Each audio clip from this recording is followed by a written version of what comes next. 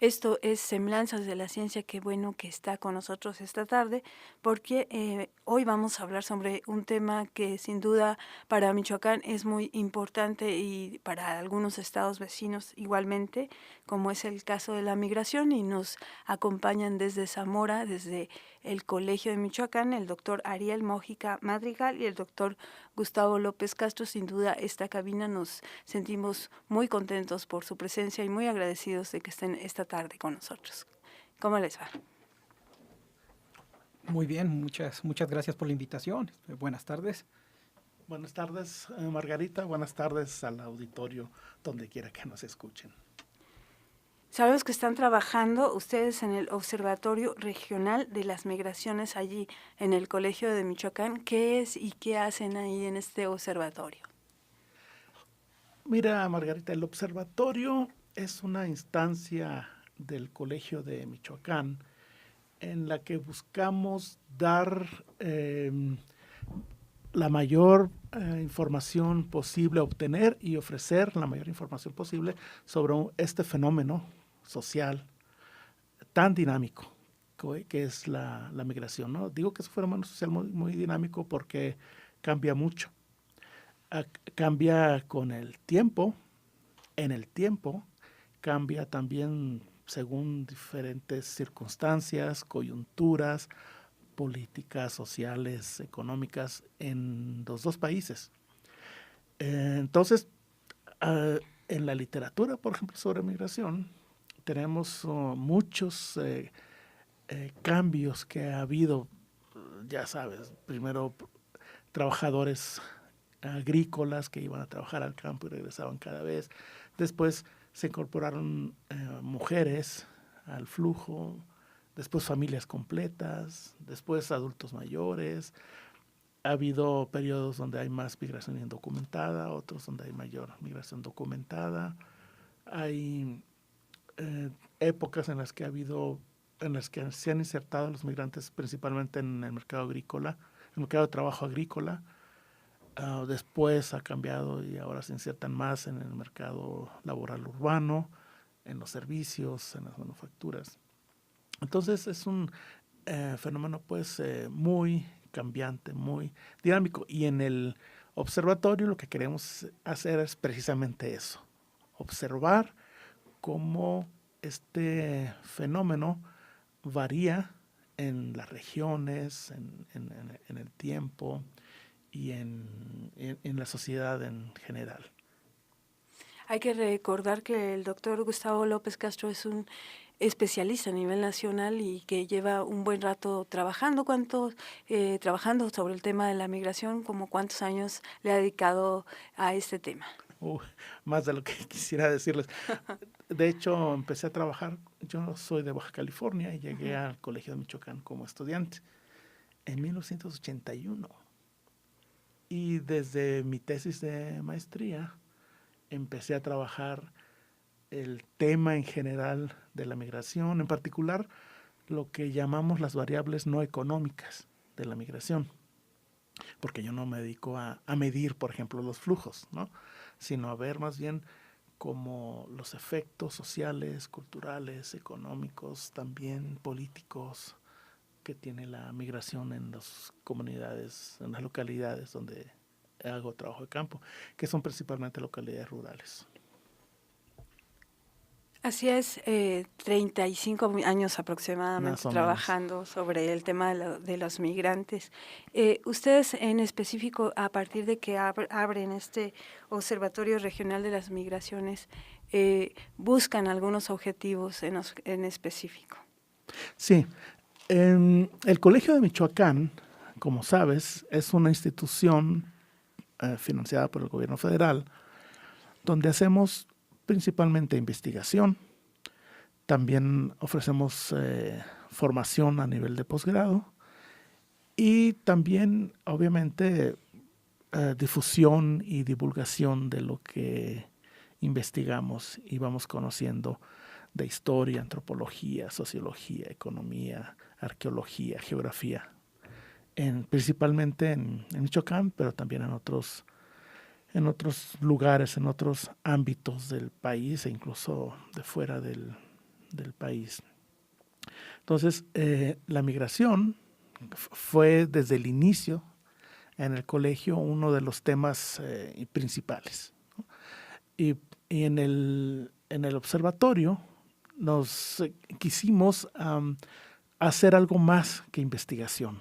Sí hacemos investigación, pero sobre todo el carácter que le queremos dar es el de lo que llaman en Estados Unidos un tanque de pensamiento, ¿no?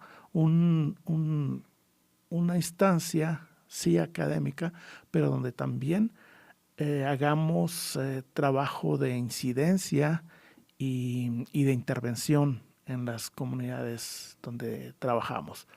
A los científicos sociales, en general a los científicos, se nos acusa mucho de estar en una torre de marfil, haciendo especulaciones y un poco hasta alejados de la realidad. Y también, pues, todo el mundo lo sabe, se nos ha dicho que lo que hacemos no tiene una aplicación real, sobre todo en ciencias sociales, ¿no?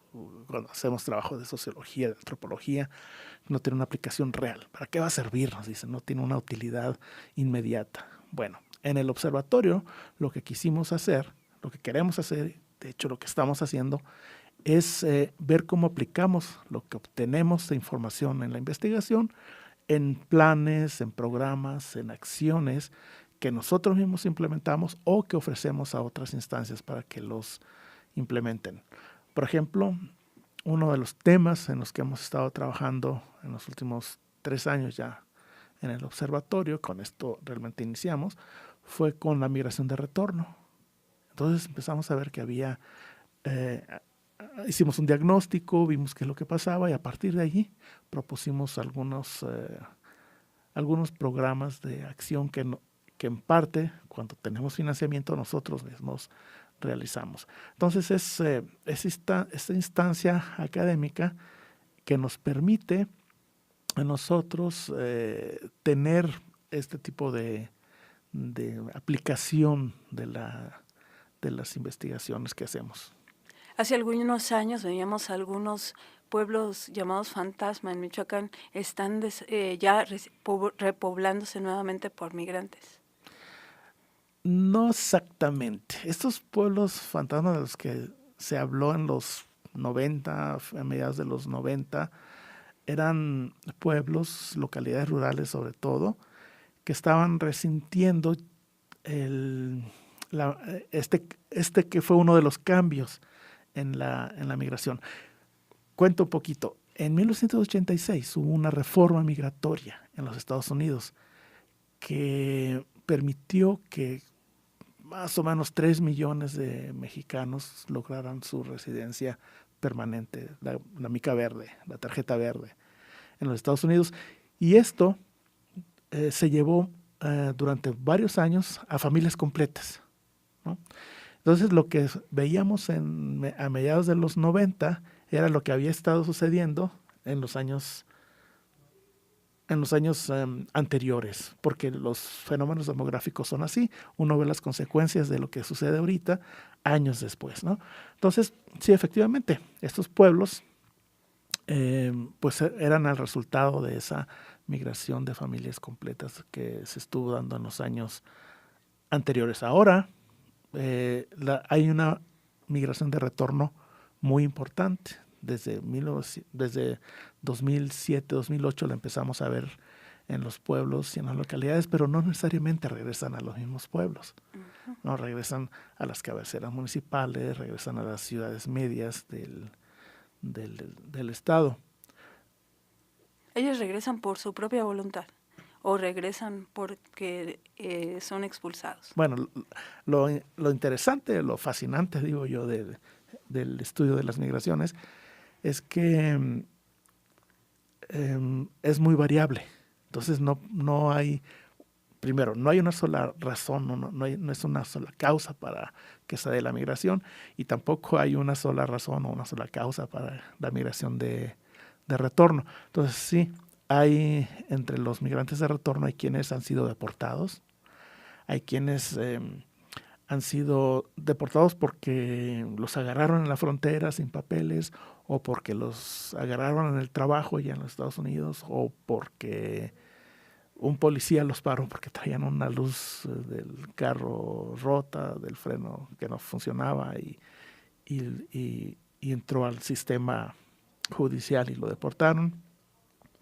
Pero hay quienes también han regresado porque han cumplido sus metas. Se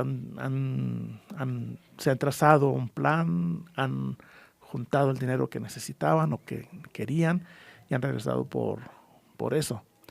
Hay muchísimos casos. Hay familias que han regresado porque deportan al marido, al jefe de familia, o porque deportan a la señora, o porque deportan a alguno de los hijos, o porque los hijos andaban en no muy buenos pasos en los Estados Unidos y la familia regresa a México porque creen que acá se pueden controlar más. Entonces hay infinidad de razones. La casuística de la migración de retorno es amplísima, pero sí, la mayor parte, para nosotros los dividimos entre migración forzada, por cualquiera que sea la razón que han regresado, y migración de retorno voluntaria.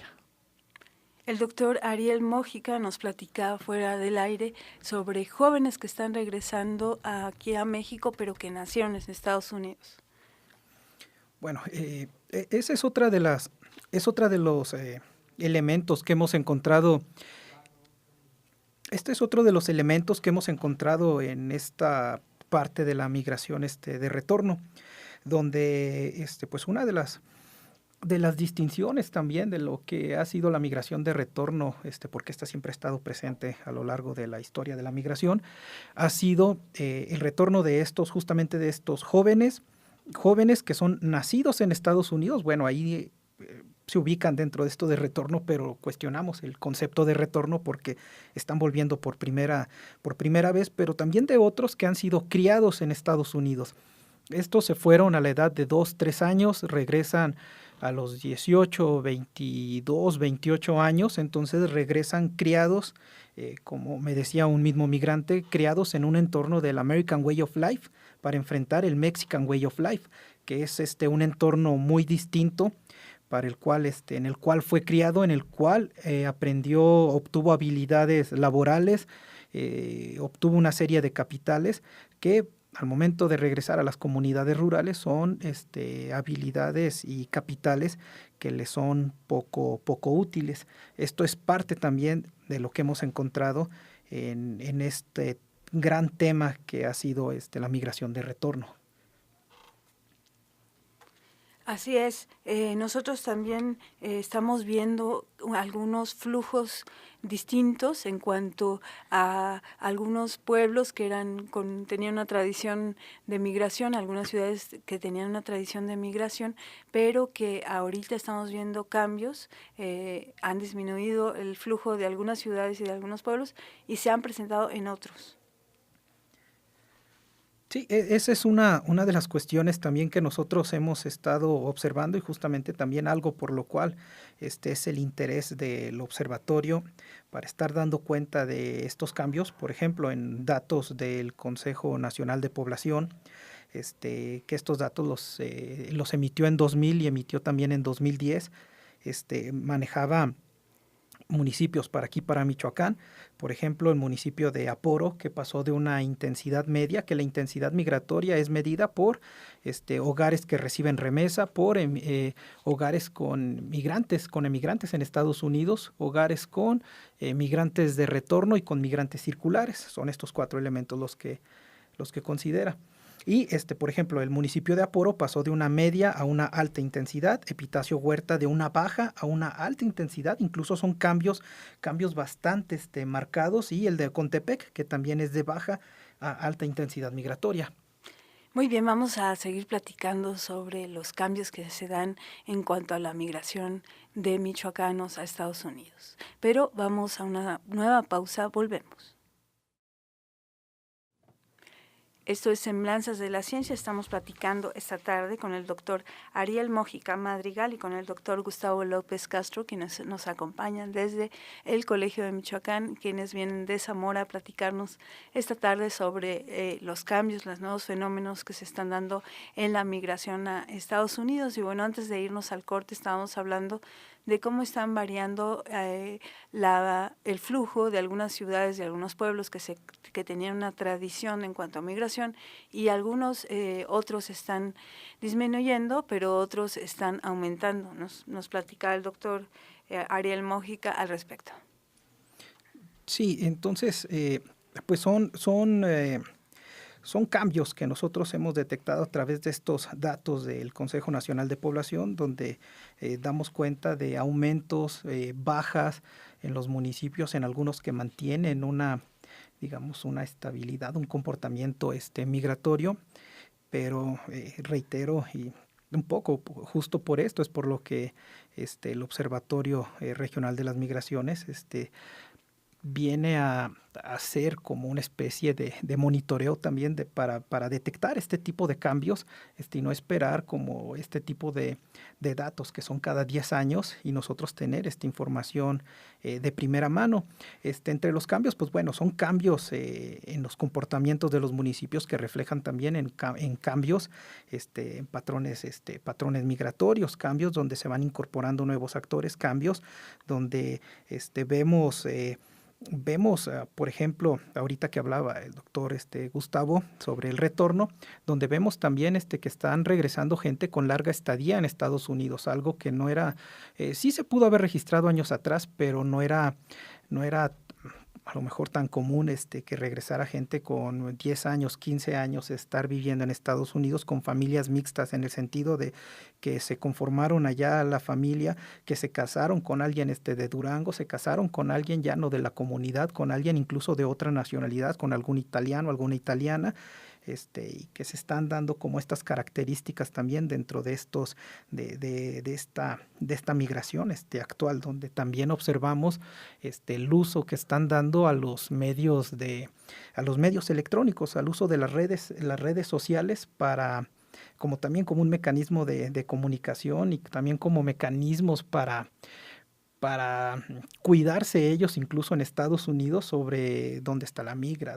hacia dónde, por dónde ir, dónde no está tan vigilado. Entonces son como otro tipo de comunicación, comportamientos que estamos visualizando, y que son cambios que también pues los podemos observar en la misma, no solamente en esta cuestión de los patrones migratorios con estos datos, sino también utilizando otro tipo de datos. Con la música podemos hacer un análisis de la música que ha surgido durante todos los últimos 100 años. Podemos encontrar desde aquella canción, la canción mixteca, desde la canción Lamento de un bracero, donde es música del siglo pasado, principios del siglo pasado, mediados del siglo pasado, donde se hablaba de una añoranza por el terruño, añoranza por México, por los compañeros, y vemos actualmente la música que está surgiendo en temas migratorios, y hablan por una cuestión de permanencia en Estados Unidos. Yo soy de aquí,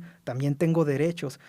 Entonces, incluso en la música vamos viendo cómo están surgiendo cómo están surgiendo posturas respecto a la migración. Yo no soy, soy de Estados Unidos, y eso lo manejan lo podemos encontrar en la música de gente que fue criada allá, pero que ponen, no en duda, pero sí ponen en juego los sitios de origen, pero le dan mayor peso a los sitios de pertenencia, donde crean objetivos, donde crean planes, donde crean metas. Entonces son parte de lo que hemos estado observando en estos cambios en los patrones migratorios, cambios en los comportamientos dentro de las migraciones. Hemos seleccionado para este programa algunas canciones del género norteño, pero nos platicaba el doctor Ariel Mójica de que justamente en el ámbito de la música se están dando en todos los géneros, se están representando la migración. Sí, hemos encontrado, por ejemplo, en el género norteño, pues podemos encontrar los Tigres del Norte, que son pues son clásicos en ese sentido, pero hemos encontrado también bastante lo que es en el género duranguense, en el género rap, en Don Cheto, es un personaje pues ficticio, un locutor de radio que también hace mezclas entre rap, entre toda norteño, raperos no solamente mexicanos, sino chicanos o estos eh, criados en Estados Unidos justamente que entienden esta situación, que desde su propia vivencia crean toda un señalamiento, una respuesta en torno a lo que está ocurriendo en términos migratorios. También nos platicaban fuera del aire que está cambiando la migración. Antes viajaban nada más los varones, los jefes de familia, pero ahorita estamos viendo una prevalencia de las mujeres y de los niños que antes eran únicamente acompañantes del migrante o eran los que se quedaban aquí y ahora son ellos mismos migrantes. Sí, efectivamente, como decía hace un momento, el dinamismo de la migración en general, pues es bastante alto, cambios muy, muy rápidos. Durante buena parte del siglo XX, la migración de michoacanos se caracterizó por eso, por tener un perfil de que eran hombres jóvenes, en edades laborales obviamente, que iban a trabajar una temporada agrícola, sobre todo a California, Texas, un poco Arizona, y regresaban cada año, regresaban a sus lugares de origen para estar con la familia. Decían algunos colegas investigadores para gastar, el Piporro también lo decía, ¿no? Para gastar lo que ganaron en Estados Unidos, gastarlo en México. Para algunos colegas investigadores era como el mejor de los mundos. Había migración, efectivamente, iban durante un tiempo, nadie pensaba quedarse allá, o muy pocos pensaban quedarse allá, y regresaban, no constituían, entrecomillado, un problema ni para los Estados Unidos, porque no pensaban quedarse, ni para México. Al contrario, iban a ofrecer su fuerza de trabajo, a hacer crecer la economía de Norteamérica, y regresaban también a hacer crecer la economía en México y seguir criando a la familia. Pero esta migración circular se rompió más o menos a fines de los 70s. Y se rompió porque empezó a haber más control de la frontera. Entonces la gente, al tener mayor dificultad para pasar, muchos decidieron quedarse o tener estancias más prolongadas en los Estados Unidos. Ante las estancias más prolongadas, también muchas mujeres dijeron, bueno, estamos viviendo en familia o no. Entonces o me llevas o hasta aquí quedó todo. Entonces muchos decidieron llevarse a la familia, a las familias completas. Y algo que es muy común que nos digan en Estados Unidos los migrantes, aquí con un solo salario no puede vivir una familia. Entonces la mujer también entró al mercado laboral. Entonces sí, efectivamente, la migración de mujeres con fines laborales es algo que empezó a crecer desde fines de los 70 y ahora es muy común que vayan, no solamente que vayan mujeres que van con un hombre, sino mujeres solas que salen de los pueblos, de las localidades rurales con la finalidad de ir a trabajar a los Estados Unidos. Y se van las mujeres y pues también se van los niños, ¿no? Hace 2 años vimos esto que se le ha llamado la tragedia de los niños migrantes, sobre todo niños centroamericanos que llegaron 500,000 prácticamente a los Estados Unidos o estuvieron tratando de cruzar a los Estados Unidos. Muchos de ellos con miras a buscar la vida, ¿no? No es el caso de la migración de de niños mexicanos, ni tampoco de los niños michoacanos, desde luego. La mayor parte de los niños migrantes michoacanos salen de sus comunidades de origen con fines de reunificación familiar. Van a buscar a reunirse con su familia, con el papá que tiene muchos años allá o con la mamá. Hay muchos casos que hemos encontrado donde en la familia la que migra es la mujer y el señor se queda con los hijos, ¿no?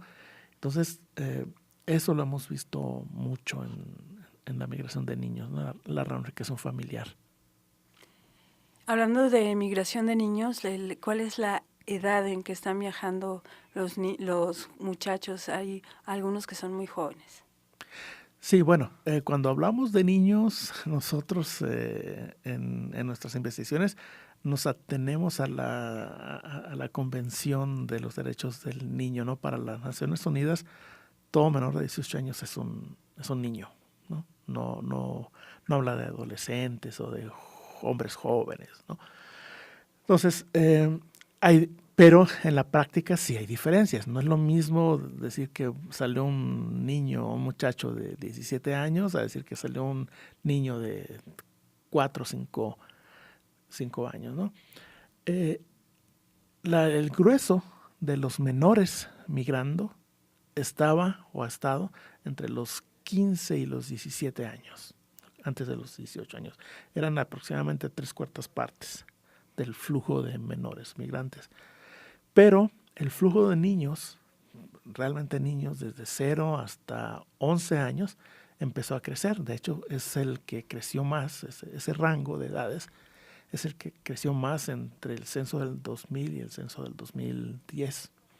Entonces, presumiblemente, los más grandes, digamos, los más de mayor edad, alrededor de 16, 17 años, su objetivo principal es ir a trabajar.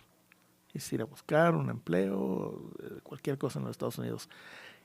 Y evidentemente la de los más pequeños es irse con su familia. Uh-huh. En algunos casos hemos encontrado niños que viajan con toda su familia, con su papá y con su mamá, porque los papás quieren que aprendan inglés allá, ¿no? Pero también hemos encontrado niños que viajan solos con un pollero, porque los dos papás están allá. Y esa es una situación terrible que para los padres que hemos entrevistado es de una angustia impresionante, ¿no? Pero dicen, no tenemos otra alternativa más que hacer eso. Entonces, insisto, la migración es un fenómeno fascinante porque tiene muchísimas aristas por las cuales uno asomarse al fenómeno. Vamos a seguir hablando sobre este fenómeno fascinante, pero vamos a nuestro último corte ya. Volvemos. Estamos muy contentos esta tarde platicando con el doctor Ariel Mójica Madrigal y con el doctor Gustavo López Castro sobre un tema sin duda fascinante, como decíamos antes de irnos al corte, un tema que tiene que ver con muchas aristas y justamente mientras estábamos en el corte nos preguntábamos si los migrantes siguen desarrollándose como jornaleros o están cambiando sus formas de trabajo de empleo allá en Estados Unidos. Sí, eso también ha cambiado muchísimo. Cuando la migración era principalmente indocumentada, era también cuando el principal mercado laboral era el mercado laboral agrícola en los Estados Unidos. Tenían un patrón al que conocían, con el que era más o menos de confianza, podían llegar. Decían aquí, los migrantes nos guarda el trabajo para cuando lleguemos porque considera que nosotros somos muy trabajadores, ¿no? Cuando se dio la amnistía después, en 1986, después de eso, el migrante con su tarjeta verde podía buscar trabajo donde quisiera. No tenía que estar atado con un patrón que lo conociera o con un mayordomo que le diera trabajo aunque no tuviera documentación. Entonces esto abrió mucho el mercado laboral en los Estados Unidos.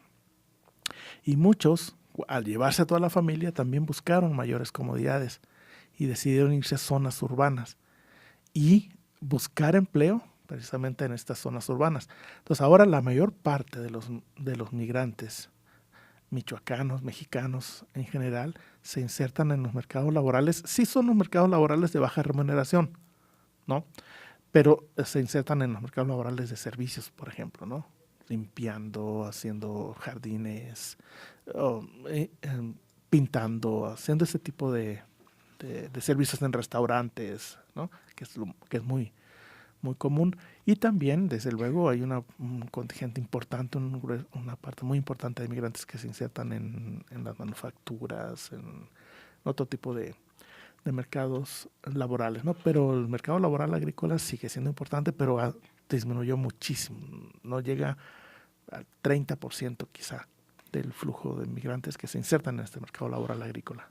Hemos visto que algunos de ellos ponen restaurantes o sus propios negocios, aunque sean pequeños. Sí, sí, desde luego. Hay lo que se ha llamado un mercado étnico debido a la gran cantidad de mexicanos o de descendientes de mexicanos que hay ya en los Estados Unidos. Se ha constituido este mercado étnico, o mercado de la nostalgia también le llaman, y sí, migrantes con espíritu emprendedor pues ponen su negocio de productos mexicanos que importan o que buscan importadores en los Estados Unidos, ponen un pequeño restaurante o en algunos casos se han constituido en cadenas grandes de supermercados o de restaurantes. Sí. Hablando de inversión, nos preguntamos en qué invierten los migrantes sus recursos, las remesas, hacia dónde van dirigidas. Bueno, en una investigación que realizamos en 2012 y le dimos continuidad en 2013, realizamos unas encuestas en 10 municipios de aquí de Michoacán y de manera profunda en un municipio en 8 de las localidades más importantes. Lo que nosotros encontramos en las encuestas es en qué gastaban los migrantes la remesa. Era básicamente en alimento, en salud y en educación de los hijos. Una pequeña cantidad, era menos del 2%, eso lo destinaban a la inversión en el campo y también en la inversión en comercio. Entonces, el gasto es básicamente en lo que uno mismo gasta su salario. Hay por ahí mucho de que hay una exigencia, una expectativa de que el migrante tiene que invertir, tiene que generar en la comunidad negocios, tiene que sacar adelante una economía, pero pues también pues ellos gastan en sus prioridades. Incluso hay en las mismas comunidades hemos encontrado de manera reciente posturas de viejos migrantes contra los migrantes recientes, sobre todo los migrantes que están siendo deportados, que no invirtieron en la comunidad, no hicieron inversión en la comunidad, porque la inversión la hicieron en Estados Unidos, donde criaron hijos, donde formaron familia, donde estaban comprando o compraron casa, donde tenían un negocio, así sea de jardinería, sea de una cuestión de puestos ambulantes, lo que sea, pero era un negocio propio, pero eso se queda en Estados Unidos al momento de ellos volver. Entonces, estos adultos hacen señalamientos de estas personas, si van y no juntan dinero, ¿a qué van a Estados Unidos? Porque es una situación distinta a la que les tocó a ellos en los 80, que la que estamos visualizando hoy en día. Pero, y es justamente, algunos migrantes abren tiendas en las comunidades donde nosotros realizamos trabajo. Son tiendas, pero ya hay 5 tiendas, ya hay 6 tiendas. Entonces, la inversión que hacían era como en esta pequeña tienda, una papelería, pero eran en negocios que, por decirlo de alguna forma, ya estaban calados, pero saturaban un mercado, entonces terminaban cerrando las tiendas. Pero resumiendo, ¿en qué gastan? Gastan en lo mismo que nosotros gastamos nuestro salario. Sí, nada más insistir en esto. Las remesas no son ahorros que hace la gente, no es algo extra, son sus ingresos por salario. Y sí, son muy importantes para el estado de Michoacán. Según los datos del Banco de México, en este año las remesas van a aumentar, van a crecer. Para el segundo trimestre del 2015, hasta junio de 2015, las remesas para Michoacán eran de alrededor de $630 millones. Es decir, que si continúa así esta tendencia, a Michoacán estarían entrando 2.400, 2.500 millones de dólares, que es mucho dinero, pero es dinero que entra atomizado en miles de familias.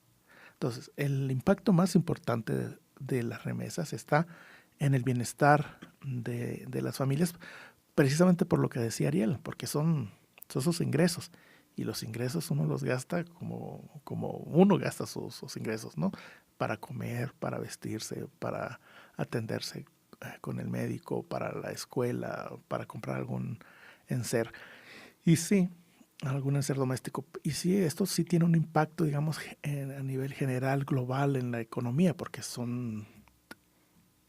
es dinero que si no hubiera remesas no estaría circulando en la economía del Estado, pero no son esos millones de pesos que están ahí como una bolsa, ¿no? Para ser invertidos productivamente. Así es, sabemos que muchos estudiantes logran sus estudios gracias a eso. Sí, efectivamente. Platíquenos, ¿en dónde puede una persona que nos está escuchando y que seguramente pues está interesada en este tema de la migración, conocer algún material del Observatorio Regional de las Migraciones, tener acceso a algunos documentos que puedan seguir abonando en este tema? Bueno, se pueden comunicar con nosotros en el Colegio de Michoacán, con Gustavo, conmigo. El teléfono es 351-515-7100, la extensión 1400, y el correo es migraciones@colmich.edu.mx. Y seguramente también ahí en Colegio de Michoacán podemos encontrar algunas publicaciones al respecto. Sí, también pues hay hay una gran cantidad en cuanto a publicaciones sobre migración, temas no solamente migratorios, cuestiones también de historia de poblados aquí en Michoacán, cuestiones agrarias, históricas, de distintos temas. Muy bien, pues queremos agradecerles que esta tarde nos hayan acompañado, que nos platiquen de este tema tan interesante. Seguramente más adelante vamos a tener oportunidad de seguir platicando con ustedes de este y otros temas y bueno, algunos temas que se relacionan. Bueno, agradezco la invitación, reitero nuevamente, y pues bueno, cualquier cosa para el auditorio, ya dimos los teléfonos, el correo electrónico y estamos a sus órdenes. Pues muchas gracias, Margarita, muchas gracias al auditorio y que estén muy bien.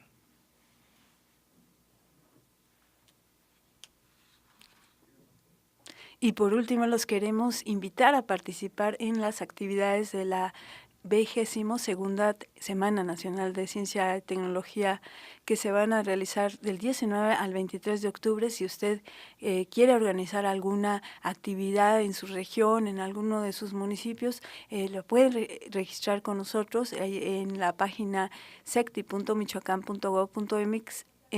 Hay un micrositio destinado a lo que será esta Semana Nacional de Ciencia y Tecnología, nada menos que 1,600 actividades que se realizan cada año en los diferentes municipios de Michoacán. Y bueno, seguramente usted nos puede proponer algún taller, alguna plática, alguna charla sobre los distintos temas que van desde las ciencias básicas hasta las ciencias sociales. Esperamos sus propuestas. Y es así como concluimos esta semana por esta ocasión. Semblanzas de la Ciencia, nos escuchamos la próxima semana.